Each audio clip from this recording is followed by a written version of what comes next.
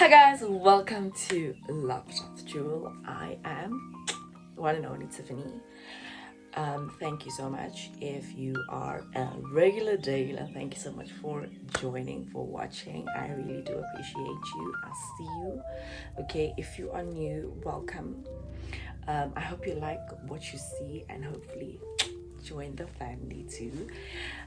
Please, if this is your first time, please make sure that you like, share, subscribe, but most importantly, press the notification bell so that every time I upload, you get notified that listen, yo, Tiffany just dropped a new video. Please read from John 4. Okay, and this is basically where Jesus encounters the Samaritan woman, right? So I'm gonna skip a few verses and hopefully you get the gist of what I'm trying to say and what I'm trying to, and the message I'm trying to put across, right? Right, so we're going to read verse 1 says, now Jesus learned that the Pharisees had heard that he was gaining and baptizing more disciples than John, although in fact it was not Jesus who baptized but his disciples, right? So this is verse 4. Now he had to go through Samaria, so he came to a town in Samaria called Sychar. Is it Sychar or Sychar? Near the plot of the ground of Jacob. Jacob had given to his son Joseph. Jacob's well was there. Jesus, tired as he was from a journey, sat down by the well, and it was about noon. Verse 7. When a Samaritan woman came to draw water, Jesus said, will you give me a drink?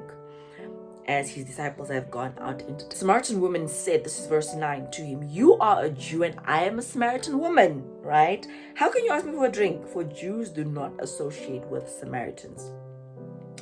Then verse 10, Jesus answered her, if you knew the gift of God, who it is that asks you for a drink, you would have asked him, he would have given you living water. Understand the importance of our salvation.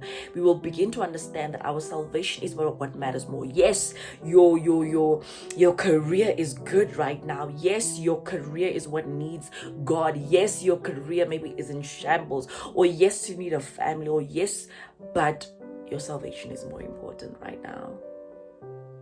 Your encounter with God is more important right now, and your encounter is going to lead to your salvation, and your salvation is going to lead you to eternity, and that is more important than anything else that meets the eye. The woman said to him, sir, give me this water so that I won't get thirsty and have to keep coming here to draw water.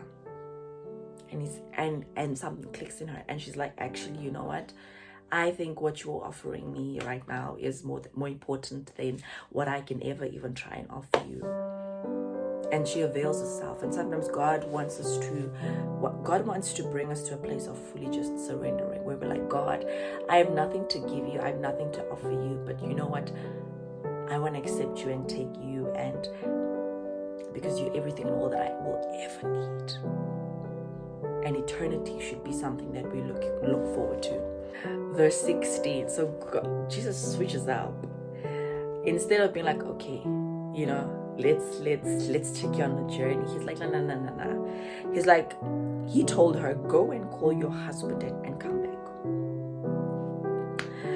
Verse 17, I have no husband, she replied. Jesus said to her, you are right when you say you don't have no husband. The fact is that you have 5 husbands, and the man you now have is not your husband. What you have said is quite true. Sir, the woman said, I can see you are a prophet.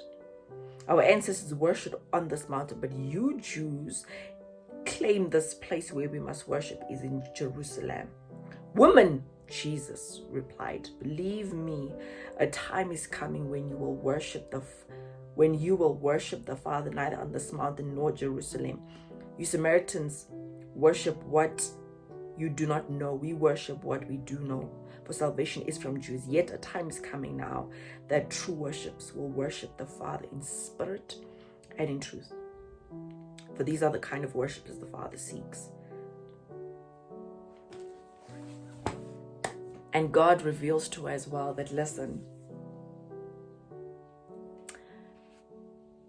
we need to get your life in order.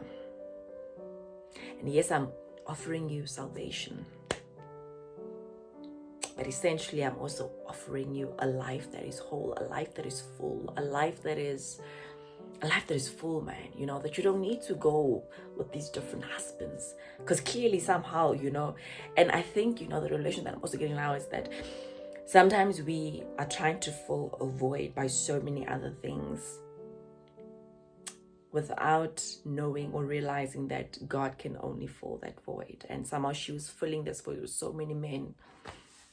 And I think I want to bring this to an end and encourage you that, listen, it's offering you something greater than what meets the eye. God is requiring and asking you to surrender. To surrender the old life. That's okay. Come as you are. But He wants you to fully surrender the old life. He wants to meet you where you are at. Jesus didn't say, yeah, no, you have lots of men, da, da, da, da. But He's like, understand where you're at, and this is where you're at. But He wasn't like judging her, He was just telling her. But it's because He was offering so much more than you could ever find at any other man or any other physical thing. And this afternoon I wanted to encourage, or I want to put out there that I don't know what you're going through, I don't know where you're at right now in your life, but if there's some form of emptiness, if there's some form of void, if there's some form of confusion, come to Jesus. And He will meet you at the point where you're at, and He will take you where you need to be. And He will fill you up, an overflow of Him. And when you experience Him, you will be whole and full and exactly where you need to be. I am Tiffany.